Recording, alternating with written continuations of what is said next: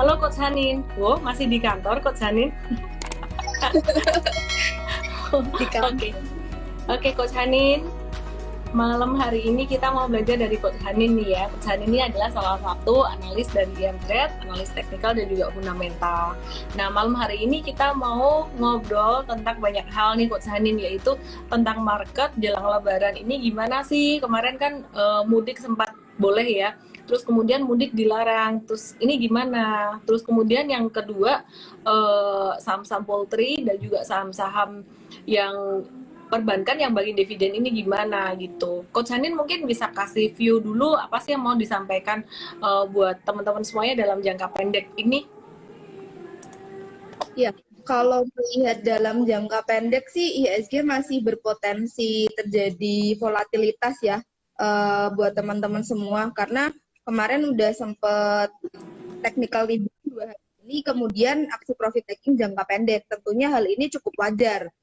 Kemudian kalau dilihat dari tema kita untuk malam hari ini, mudik boleh nggak nih? Nah, kalau dari aturan yang terbaru ya, buat teman-teman semua, ini pemerintah baru saja mengeluarkan mengenai surat edaran tentang ketentuan perjalanan orang dalam negeri dalam masa pandemi, di mana kalau dilihat dari beberapa aturan yang diberikan, sebenarnya pemerintah ini tetap menerapkan protokol kesehatan. Jadi mudik ini bisa, tapi harus tetap memperhatikan protokol kesehatan, seperti dengan memakai masker, kemudian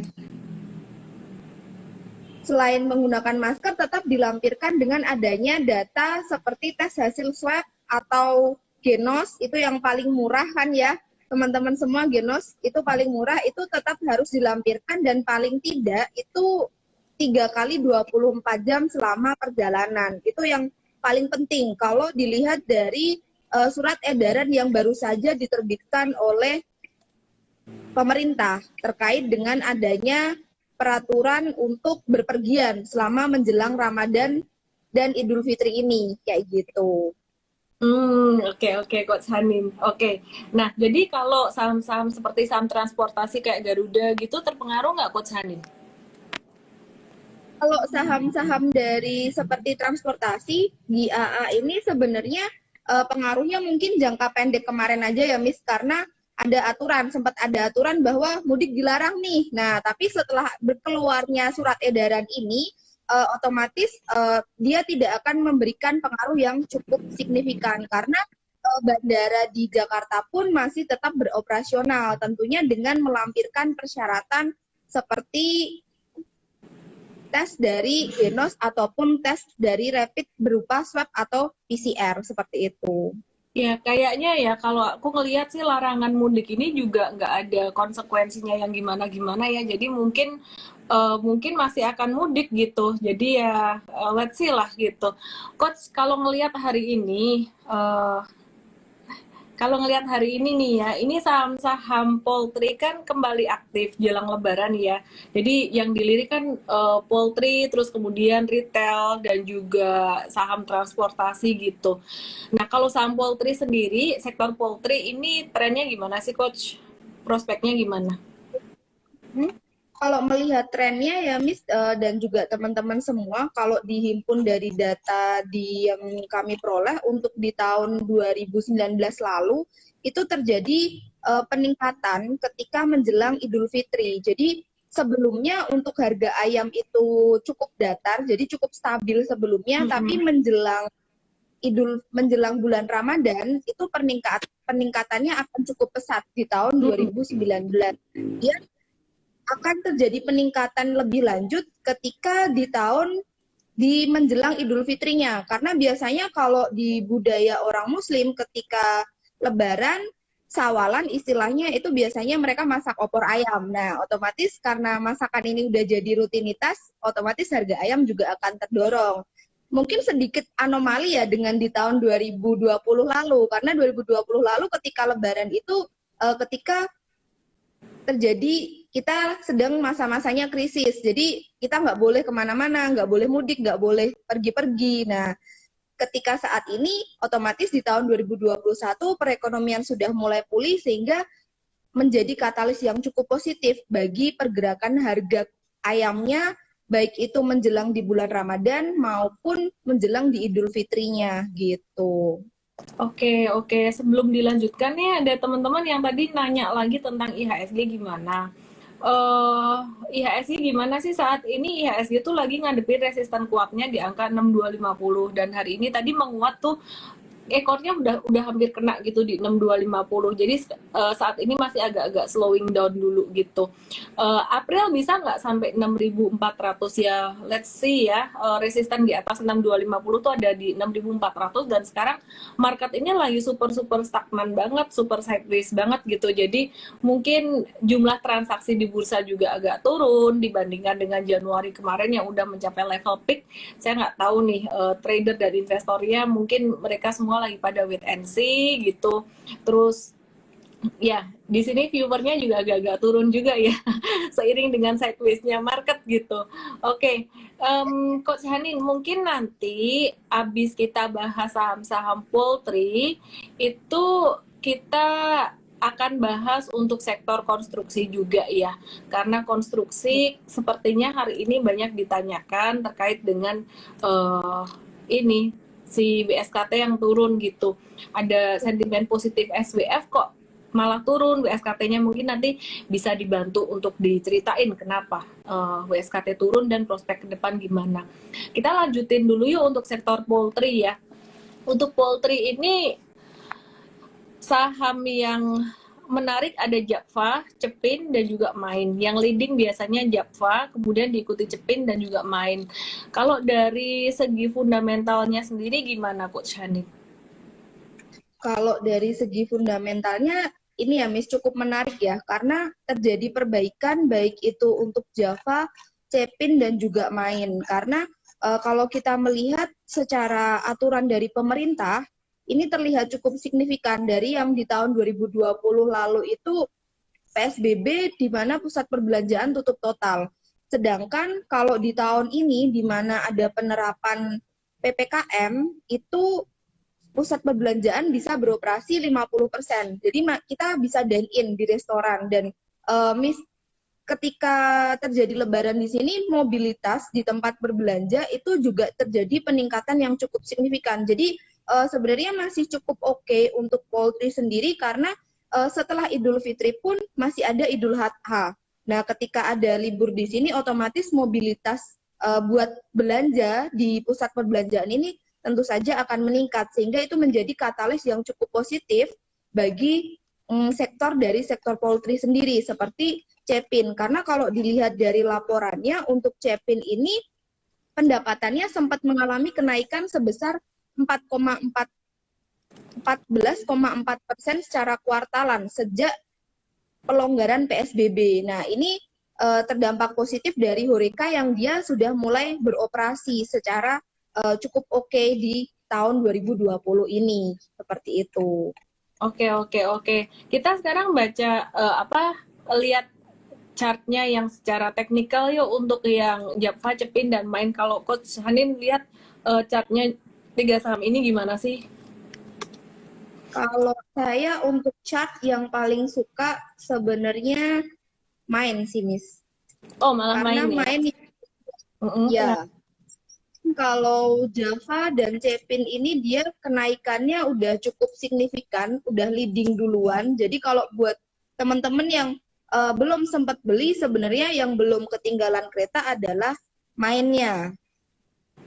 Main masih cukup bagus karena belum cukup jalan dibanding dengan Java dan juga Cepin. Dan menambahkan sedikit terkait dengan fundamental dari Main ini sebenarnya juga cukup bagus karena terjadi perbaikan di secara kuartalan itu ada perbaikan kisaran 21% untuk pendapatannya menjadi 1,8 T. Kemudian dari sisi bisnisnya juga mereka sudah mulai saling terintegrasi untuk segmen portofolio bisnis yang paling gede ini berasal dari feeding. Kemudian ada ayam boiler, kemudian baru prosesor food. Nah, ini tentu saja dengan bisnis yang cukup terintegrasi memberikan dorongan yang cukup positif bagi perusahaan Mainnya gitu. Kayaknya kalau saya cek Mtrade ada beli main maksimal di harga 755 ya untuk swing. Sedangkan ya untuk ya harga saat ini tadi ditutup closing di harga 775, sempat naik sampai 810. Jadi ya hold aja buat teman-teman yang udah punya, yang belum punya kalau bisa sih nawar sih gitu. Sekarang market lagi super volatile gini, jangan kejar-kejar ininya, jangan terlalu dikejar. Jadi sebenarnya kalau secara fundamental Jakva itu paling strong. Kemudian disusul main dan yang ketiga adalah Cepin. Nah, tapi Jakva ini udah lari duluan, udah leading duluan. Kita juga sempat tradingin Jakva waktu itu juga ditutup manis jualannya, profit taking juga. Tapi kalau untuk Cepinnya sendiri dan Jakva sekarang udah mulai agak-agak telat ya. Nah, Cepin ini sendiri hari ini kalau saya perhatikan tadi breakout dari angka 7025. Better kita wait and see dulu deh for retracement kalau mau masuk di Cepin gitu. Oke. Coach Hanin, ada lagi nggak yang mau ditambahin untuk sektor poultry ini gimana? Dengan intervensi pemerintah kayak gitu? Ini memberikan dampak yang cukup positif sih, Miss. Selain dari Ada kaling hal yang selain dari pelonggaran dari PPKM, vaksinasi juga tentunya memberikan dampak positif, terutama ke horekanya. Dari horeka tadi akan berdampak positif ke pendapatan dari masing-masing perusahaan.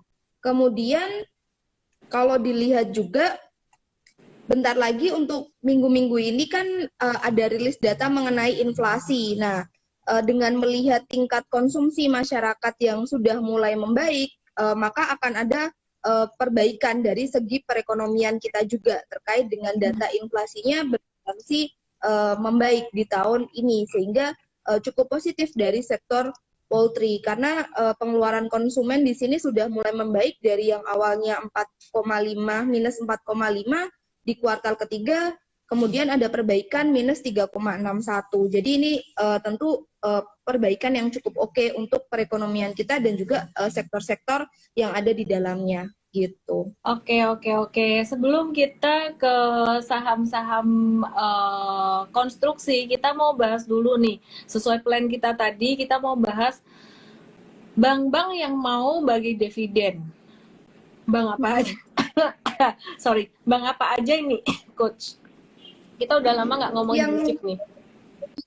Ya, yang mau bagi dividen BBCA, Miss. BBCA dan juga BNI. Kalau BMRI mungkin teman-teman kemarin udah dapat ya untuk pembagian dividennya. Untuk BMRI udah kemarin, di mana BMRI ini come date-nya 23 April kemarin, payment dividennya masih 12 April. Nah, yang baru akan membagikan dividen ini yang terbaru adalah Bank BCA. Bank BCA juga nanti mungkin misalnya bisa lihat dari secara teknikalnya, karena menurut Hanin juga masih cukup menarik secara teknikalnya, dengan pembagian dividen untuk BBCA ini sebesar 530 per saham, di mana 98 per sahamnya sudah dibagikan pada 22 Desember. Jadi nanti yang akan kita dapatkan sebesar Rp432-nya. Dan yang cukup menarik bagi BBCA di sini adalah net profit-nya sempat mengalami penurunan sebesar cukup kecil sebenarnya, hanya 5%. Kenapa demikian? Karena BBCA ini meningkatkan beban provision sebesar 152,3% untuk memperkuat CKPN-nya. Nah, sehingga NPL dari yang di-cover dari BBCA ini sebesar 260,9, sehingga secara mudahnya adalah BBCA ini dapat menanglangi 2 kali kredit. Jadi kalau misalkan terjadi kredit macet, dia sudah ada dana cadangan, seperti itu. NPL gross-nya juga terbilang cukup rendah, sebesar 1,8% dibanding dengan beberapa saham-saham banking yang lain gitu. Coach Hanin, kalau dibandingin, tadi berapa dividen yang diterima? 432? 432. Itu ya, setelah dikurangi interimnya, Miss. Oke, 432 ya. Kalau dibandingin dengan harga sekarang, Coach Hanin ada ini nggak, ada data dividen yield-nya nggak? Tapi aku kalau bandingin dengan harga sekarang ya, misalkan teman-teman beli di harga sekarang, ini kan pas lagi disupport BCA.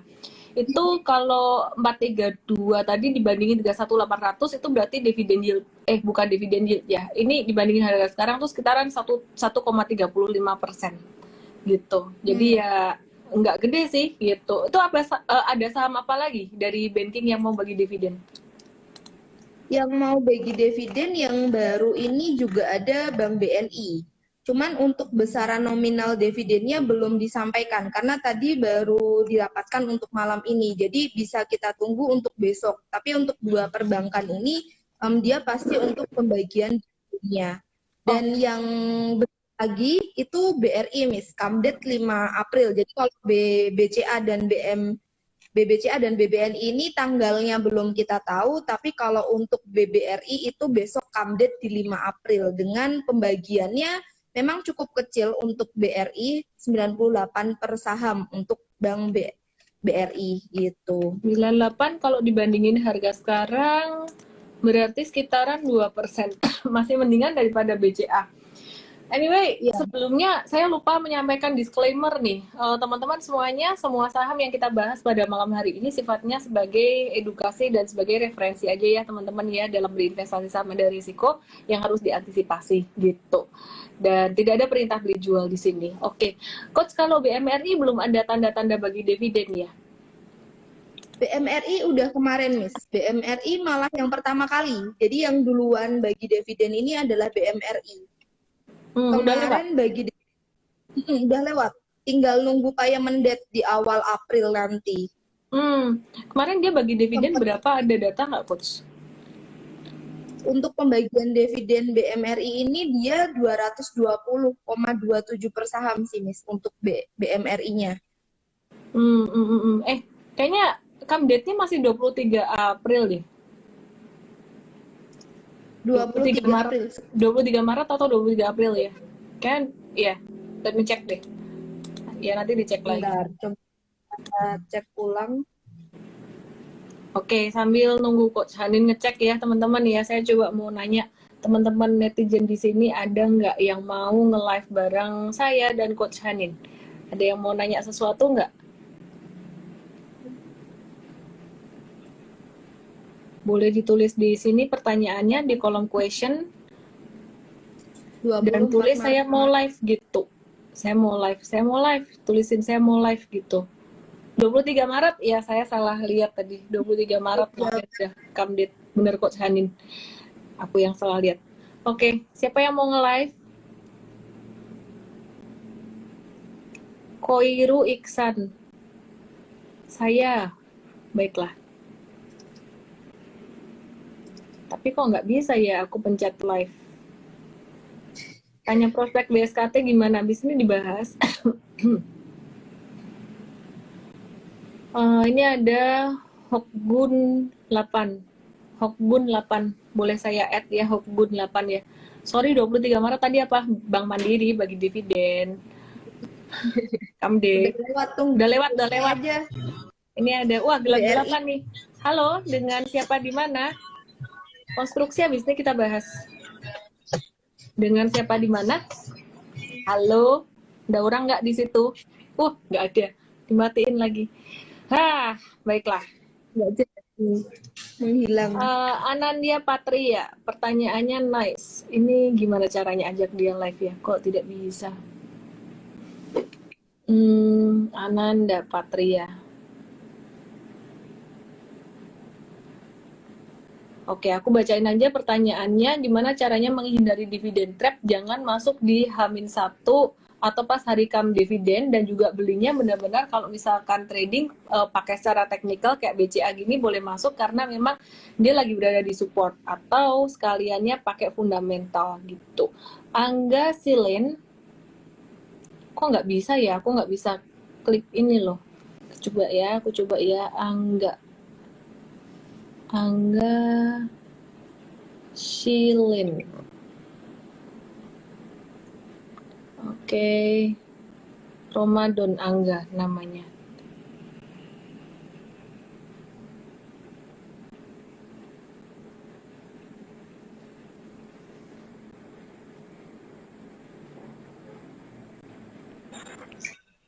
Halo. Wih, Halo Miss, kakak di Miss, mana? selamat malam. Selamat malam. Ada di Gempol, Pasuruan. Hmm. Mau nanya apa, Mas? Jadi gini Miss, saya itu baru mulai gabung saham ya. Terus saya itu pengen investasi, terus ada yang istilah di sertifikasi gitu. Kalau kita memilih saham untuk investing jangka minimal 1 tahun gitu, yang baik menurut Miss Helen, saran itu apa ya Miss? Selain Sebelum saya saya untuk belajar, gimana Miss? sebelum saya jawab, mungkin Coach Hanin mau jawab dulu. Untuk memulai saham ya, Hmm. dari Kak Angga. Iya, Ya, iya, ya coach. secara bisnisnya Kak Angga mengetahui. Jadi secara bisnis Kak Angga tahu perusahaan ini bergerak di bidang apa. Dan tentunya yang paling penting adalah menyiapkan modal. Jadi modal ini kan penting. Modal di mana modal yang memang kita alokasikan untuk berinvestasi di pasar saham selama 1 tahun. Jadi kalau misalkan nanti tiba-tiba harganya naik turun, Kak Angga juga nggak deg-degan karena memang uangnya adalah bukan uang panas, istilahnya uang dingin yang memang kita akan alokasikan di saham. Kemudian mungkin tadi terkait diversifikasi ya. Nah, diversifikasi sih mungkin lebih ke arah kita tidak membeli perusahaan atau saham-saham yang berada di sektor sama. Jadi mungkin cukup membeli satu saham di sektor tersebut, kemudian kita bisa beli lagi saham di sektor yang lain. Seperti itu sih, Kak. Oke. Oke, kira-kira dari jawaban Coach Hanin masih mau saya tambahin nggak? Atau masih ada yang mau ditanyain lagi? Masih Apa tuh? ada yang ditanyakan, tapi boleh mau ditambahin lagi biar nambah pengetahuannya. Oke, sambil saya jawab, Angga, boleh Coach Hanin ngecek WhatsApp sebentar deh. Ada pesan dari Coach Robert di grup gitu. Gimana caranya supaya nggak jadi. Oke, silakan Angga. Jadi kan barusan di banyak pembahasan tentang saham konstruksi ya, ada banyak yang bertanya juga WSKT atau mengenai SWF. Menurut Miss, untuk investing yang 1 tahun tadi itu saham-saham konstruksi apakah memang bagus atau memang dengar dari teman itu kan ada yang finance, BRI, Mandiri dan kalau konstruksi sendiri itu gimana Miss? Cocok untuk investing atau trading gimana? Ya, jadi kalau kita investasi kan ini ada bagi-bagi juga ya, sektornya macam-macam gitu, bukan cuma satu sektor aja. Misalkan dipenuhin saham-saham yang sama dari satu sektor. Nah, kalau konstruksi ini saya ngelihat memang saat ini lagi koreksi lumayan dalam dan memang kalau buat investasi justru sekarang ini kesempatannya buat masuk. Seperti yang saya bilang tadi, WSKT buat trader kita cut loss, kalau buat investing kita ngehold gitu ya, kita ngehold karena secara valuasi juga masih murah dan semakin murah gitu. Nah, ini tadi kebetulan pas banget lagi mau dibahas sama Coach Hanin nih tentang saham-saham konstruksi, terutama tentang WSKT. Coach Hanin mungkin mau dibahas sekarang atau nanti? Iya, boleh menunjukkan terkait dari WSKT sih mungkin teman-teman melihat bahwa kemarin sempat muncul berita net profit-nya sempat negatif.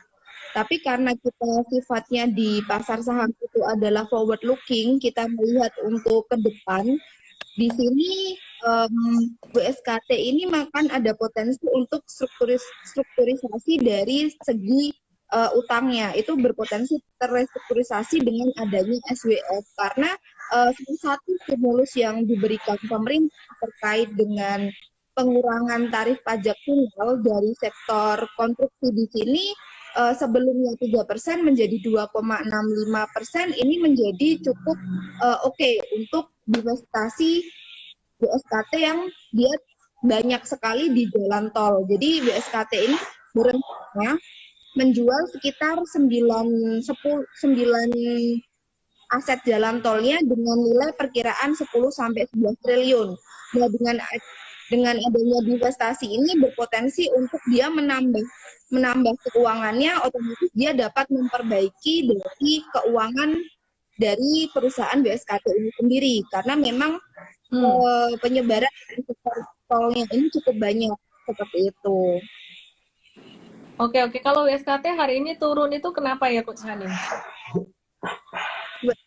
Hari ini turun selain karena net profitnya dia yang turun di tahun 2020, sebenarnya kan memang turun di tahun 2020 itu kan udah wajar ya karena masa pandemi gitu ya.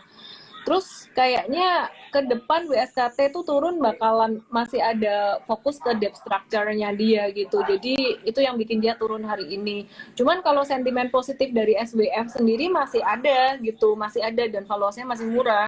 Jadi memang kalau cara pandang investor sama dengan trader itu sangat berbeda sekali gitu. Coach Hanin mungkin bisa diupdate untuk SWF-nya dari Uni Emirat Arab. Ya, kalau untuk SWF di Uni Emirat dia udah memastikan ya, kemarin kan udah sempat masuk beritanya juga bahwa melalui SWF ini dia akan sebesar nilai kontraknya sekitar 144 triliun atau 10 miliar US dollar. Nah, ini sudah mencapai target pertama dari investasi SWF sekitar 75% dari total target awal yang hanya sebesar 300 triliun. Tentunya ini cukup bagus bagi emiten dari WSKT itu sendiri, karena dari SWF itu yang terdorong paling positif itu dia adalah WSKT gitu. Oke. Ada pertanyaan lagi Mas? Kalau enggak saya mau move ke penanya yang lain. Oke, udah itu aja sih Miss. Oke, thank you. Ya, thank you Miss. Ya. Makasih. Saya mau cari penanya yang lainnya. Oke. Yonatan, ini caranya gimana ya pencet live Yonatan? _Nathan.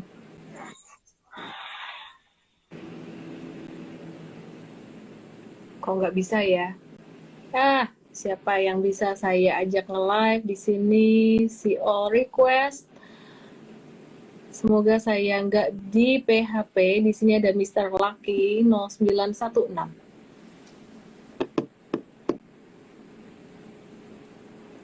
Malam hari ini live-nya nggak lama ya teman-teman ya. Aku belum makan malam dan Coach Hanin ternyata juga masih di kantor, dia belum pulang ya. Hujan, Miss. Hujan ya? Iya. Saya lah dari dulu nih pencet request live teman-teman. Ini saya entah kenapa nggak bisa pencet komen Anda. Biasanya kadang bisa, kadang enggak. Nggak tahu nih Instagramnya dia lagi abis updated. Oh, ini ada pertanyaan bagus nih. Mata Penguin, Cici, gimana cara kita netral dengan semua saham? Karena kadang punya saham-saham favorit dan ada saham yang dibenci atau dihindari. Sebenarnya kalau kita punya saham pilihan, punya standar, itu bagus, oke-oke aja. Misalkan kita pilih saham yang likuiditasnya oke, yang volume transaksinya dan frekuensinya oke. Tapi sebaiknya jangan attach dengan satu saham. Bedanya attach dan punya pendirian tuh apa? Kalau punya pendirian, misalkan ya contoh, investing saham GGRM kayak gitu. Alasannya apa? Benar-benar punya alasan, secara valuasi dia murah. Memang secara investing kan kita ngelihatnya secara valuasi gitu. Nah, tapi kalau sebagai contoh nih ya, bedanya atas dengan enggak, misalkan WSKT, kita bilang WSKT untuk investing, valuasi cukup oke, dan story ke depan juga bagus. Nah, tapi kita mesti objektif. Kalau buat trading, tadi WSKT-nya udah breaking down dari MA100, jadi buat trader cut loss dulu. Gimana caranya supaya nggak attach dengan satu saham? Caranya adalah dengan mengubah tujuan investasi kita. Jadi banyak orang yang tujuan investasinya kan langsung dapat cuan, langsung dapat duit-duit gitu ya, sehingga fokusnya adalah teknis gitu. Fokusnya adalah metode. Jadi saya sempat membaca satu buku, saya lupa namanya, nanti saya coba baca lagi, saya coba kasih lihat ke teman-teman juga. Ada satu guru memanah gitu. Ketika dia ngajarin murid-muridnya, dia ngajarin panah tuh nggak yang diajarin langsung teknisnya, tapi dia diajarin untuk detach dulu. Kenapa? Karena katanya nih ya, kalau terlalu fokus untuk bisa memanah dengan benar, tepat sasaran, terus misalkan baseball, dia juga berusaha untuk bisa mukul bola dengan tepat kayak gitu terus. Nah, itu justru malah bikin si atletnya jadi stres dan malah nggak bisa mencapai tujuan tersebut gitu. Jadi caranya gimana? Caranya adalah dengan detach dan juga dengan ngeflow gitu. Dengan mengubah tujuannya. Tujuannya adalah belajar bukan tujuannya cuan. Nah, dengan demikian malah cuan akan mengikuti. Tapi kalau kita belum udah memasakkan diri harus menarget harus cuan sekian itu malah jadi stres gitu. IHSG bisa turun ke 5.800 enggak. Coach Hanin support IHSG di level berapa ya saat ini ya? Ini ada di Sementara sih kayak 6.000 nih. Iya, aku lihat sih 6.000 ya. Masih di 6.000 sih teman-teman. Nggak usah panik sampai ke 3.800 gimana. Coach Hanin ada yang mau ditambahkan lagi?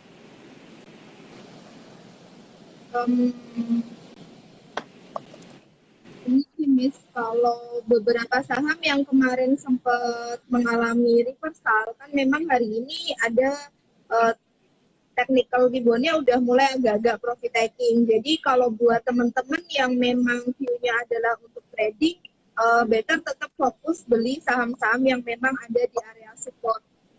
Jadi karena memang masih cukup set risk dan seperti yang tadi Miss katakan, dengan kondisi set risk seperti ini memang lebih oke untuk belinya nawar. Lebih baik beli memang saham-saham yang di area support. Kalau memang itu saham sudah sempat breakout, itu tunggu ada reversalnya untuk entry kayak gitu. Ya sekarang sih banyakkan wait and see dulu lah teman-teman. Kalau trading juga nggak usah terlalu dipaksakan. Kayak misalkan kemarin hari Jumat ada beberapa saham yang kita buy on weakness, terus teman-teman nggak kebagian, ya nggak usah nggak usah dikejar gitu. Karena trading ini masih sangat riskan sekali. Paling cuannya cuan satu digit aja. Kalau cuan 2 digit jarang gitu. Kayak tadi kita profit taking tuh juga cuannya kecil-kecil ya. Kita tadi profit taking ada cut loss WSKT sekitar 7%, profit taking ASA sekitar hampir 5%, kemudian profit taking WIM sekitar 8%, dan ISAT sekitar 3%.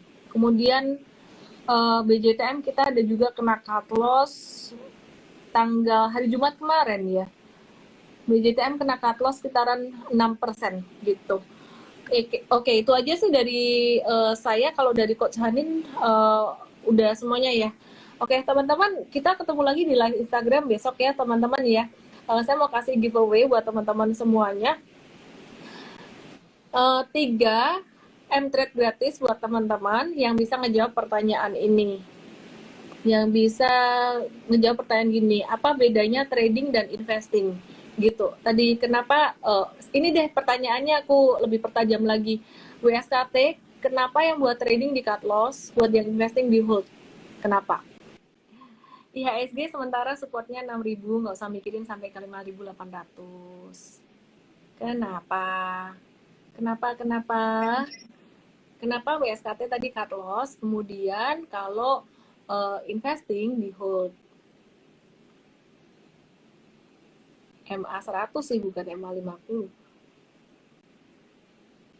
Jawabannya kebetulan belum ada yang benar, cuma nanti aku akan kasih tahu jawabannya.